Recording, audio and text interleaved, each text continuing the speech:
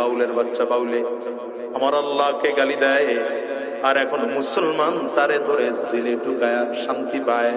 আমি তো বলি না না, আমার আল্লাহকে যারা গালি দেবে, নবীকে যারা গালি দেবে, তাকে শুধু হ্যান্ডকাপ পরায় নয়, শুধু জেলের মধ্যে যাওয়া নয়, কোটি জনতার সামনে দাঁড় করায়া ফাঁসির কাস্টে ঝুলায়া জমিন থেকে বিদায় করা লাগবে।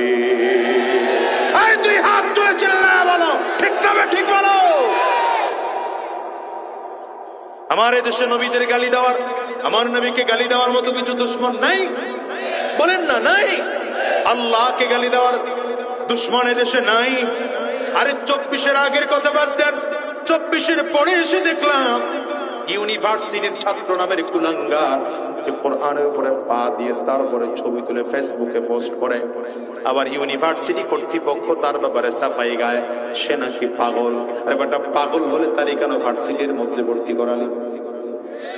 আসতে বলেন কেন? আপনারা সাবধান হও মুসলমান। আমরা এই মুসলমান জাতি জীবন ভর যাযাবর হয়ে থেকেছি, কোনদিন মাথা উঁচু করে দাঁড়াতে পারি না।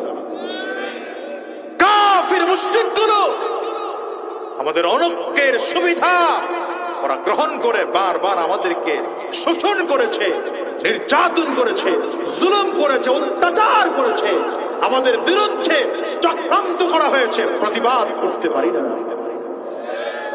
আসতে বলেন কেন? কলিজার সাহস নাই জোরে বলার?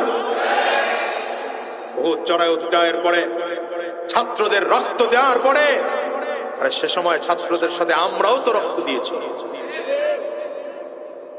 মনে করেছিলাম জালিম দূর হয়েছে, তো একজন শান্তিতে নোবেল পুরস্কার প্রাপ্ত একজন মানুষকে এনে চেয়ারে বসালাম, এবার আপনি দেশটা সুন্দর করে ঠরে চালান। হ্যাঁ, কিছুদিন পরে তাকায় দেখি তিনিও নতুন করে চক্রান্ত আর ষড়যন্ত্র শুরু করে দিয়েছে। এই জন্য বলেছি, বাংলাদেশের মানুষ, এই বাংলাদেশের মানুষ সেকুলার কোন ব্যক্তিত্বের উপরে ভরসা করতে পারে না। আগামীর দিনের মানুষ ইসলামের উপর ভরসা করবে। এই বাংলাদেশ আগামীর দিনে ইসলামের হবে, এই বাংলাদেশ আগামীর দিনে কোরআনের হবে, এই বাংলাদেশ আগামীর দিনে মুসলমানদের হবে, এই বাংলাদেশ আগামীর দিনে ইনসাফ ওয়ালাদের হবে, জালেমরা বিদায় হবে। দুই হাত তুলে চিল্লায়া বলো ঠিক কেন? তৈয়ার আছো মুসলমান? হ্যাঁ তৈয়ার আছো মুসলমান? যদি রক্ত দেয়া লাগে রক্ত দিবা, যদি জীবন দিতে হয় কারা কারা তৈয়ার আছো? দু হাত তুলে দেখাও।